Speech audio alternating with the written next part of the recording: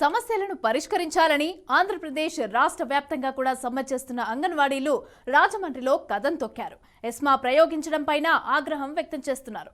సర్కార్ ఏమి చేసినా వెనక్కి తగ్గేదే లేదంటున్నారు. ఇక రాజమండ్రిలో అంగన్వాడీల ఆందోళనపైన మరింత సమాచారం మా ప్రతినిధి రాము అందిస్తారు.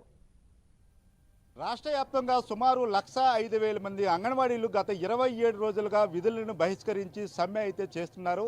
మనతో పాటు కొంతమంది సిఐటి నాయకులు కూడా ఉన్నారు. వాళ్ళతో మాట్లాడే ప్రయత్నం చేద్దాం. సార్ చెప్పండి, ఇప్పుడు ఎస్మా అనేది ప్రయోగించారు. ఎస్మా ప్రయోగించడం వల్ల వీళ్ళు విధుల్లోకి హాజరు కాకపోతే వీళ్ళకి జరిమానా విధించడం కానీ లేకపోతే ఎటువంటి వారంటీ లేకుండా అరెస్ట్ చేసే పరిస్థితి కూడా ఉంది. దీనిపై మీరు ఏమంటారు? ఈ భారతదేశంలో 1972లో ఆ రోజు రైల్వే కార్మికులు సమ్మె చేసినప్పుడు ఇందిరాగాంధీ ఎస్మా పెట్టింది. ఆ ఎస్మా తర్వాత ఇందిరాగాంధీ ఎమర్జెన్సీ పెట్టాల్సిన పరిస్థితి దారితీసింది. కానీ చరిత్ర ఏం చెప్పిందంటే, ఏ ఉద్యోగుల మీద అయితే ఎస్మా పెట్టిందో ఆ ఉద్యోగుల మీద ఎస్మా ఇందిరాగాంధీ ఎన్నికలు ఓడిపోయిన తర్వాత ఉపసంహరించుకోవాల్సి వచ్చింది. ఉద్యోగులందరూ నిధుల్లో తీసుకోవాల్సి వచ్చింది. కేసులు ఎత్తేయాల్సి వచ్చింది. ఇవాళ దేశంలో చరిత్ర చూస్తే అటు ఇందిరాగాంధీ కానీ తమిళనాడులో జయలలిత కానీ ఎవరైతే ఎస్మా ప్రయోగించారో ఆ ప్రయోగించిన వాళ్ళందరూ వాళ్లే వెనక్కి తీసుకుని మొత్తం ఉపసంహరించుకుని వాళ్ళని తిరిగి విధుల్లో తీసుకోవాల్సిన పరిస్థితి వచ్చింది. ఇవాళ రెండోది మేము అడిగేదండి రాష్ట్ర ప్రభుత్వాన్ని, వీళ్ళు సమ్మె నోటీసు ఇచ్చి ఇప్పటికీ దాదాపు 2 నెలలు అయింది.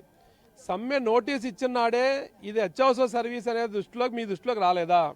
ఆ రోజే మీకు ఇది అత్యవసర సర్వీస్ అని దృష్టిలోకి వచ్చినప్పుడు సమ్మె నోటీస్ మీదే మీరు ఎస్మా ప్రయోగించాలి. అయితే చూసుకుంటే ఇప్పుడు ఏదైతే ప్రజలకి రిలేటివ్గా ఈ అంగన్వాడీలను పనిచేస్తారు, బాల్యంతరు అయితేమి, చిన్నపిల్లలు అయితే గర్భిణీలు అయితే వాళ్ళు సఫర్ అవుతున్నారు. అంటే ప్రజలకు ఉపయోగపడే సెక్టార్లు ఏదైనప్పుడు కూడా ఎస్మా అనేది ప్రయోగించవచ్చు అని చెప్తున్నారు. దీనిపై మీరేమంటారు? ఇవాళ ప్రజలు సఫర్ అవుతున్నారనేటువంటిది ప్రభుత్వం ఒక పచ్చి అబద్ధాన్ని ప్రచారం చేస్తుంది.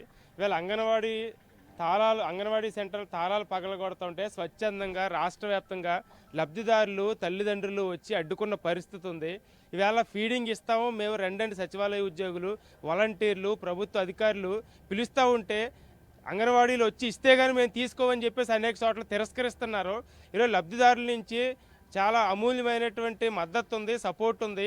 ఇవాళ అంగన్వాడీ సమ్మె సఫలం కావాలి, వాళ్ళ డిమాండ్స్ నెరవేరాలి, వాళ్ళు విధుల్లో చేరిన తర్వాత వాళ్ళు ఇచ్చేటువంటి పౌష్టికాహారం మేము తీసుకుంటామని చెప్పేసి స్వచ్ఛందంగా చెప్తూ ఉంటే ఈరోజు ప్రభుత్వం అసత్య ప్రచారాలు ఈరోజు చేస్తూ ఉంది.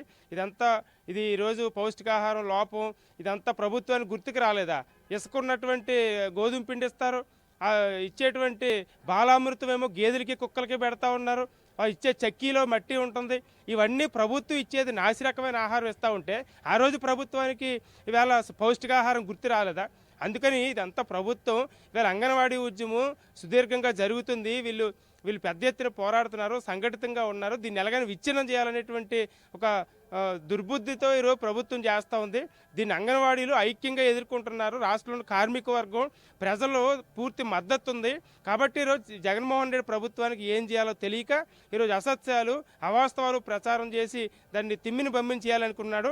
ఏదైతే ప్రభుత్వం ఊహించిందో ఎస్మా ప్రయోగిస్తే అంగన్వాడీ టీచర్లు విధుల్లో హాజరవుతారని, అయితే ఇక్కడ అంగన్వాడీ టీచర్ల పరిస్థితి వేరేలాగా ఉంది.